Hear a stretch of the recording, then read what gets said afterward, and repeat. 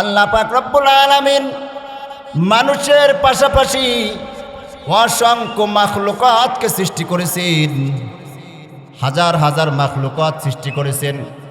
সমস্ত মাখলুকাতকে আল্লাহ তাআলা আপনার আমার গোলামি করার জন্য সৃষ্টি করেছেন, আপনার আমার মঙ্গলের জন্য সৃষ্টি করেছেন। কিন্তু আপনাকে আমাকে আল্লাহ তাআলা তার ইবাদতের জন্য সৃষ্টি করেছে। জাহিলিয়াতের যুগের মতন আমাদের সমাজটা হয়ে গিয়েছে।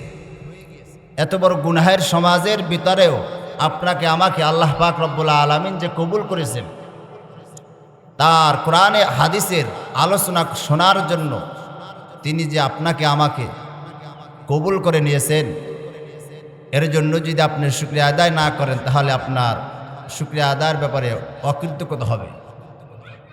কেননা যেই সমাজে মানুষ গুনাহ ছাড়া আর কিছু করার চিন্তা ভাবনা করে না, কে কার থেকে বেশি গুনাহ করতে পারে এই নিয়ে চিন্তা ফিকির,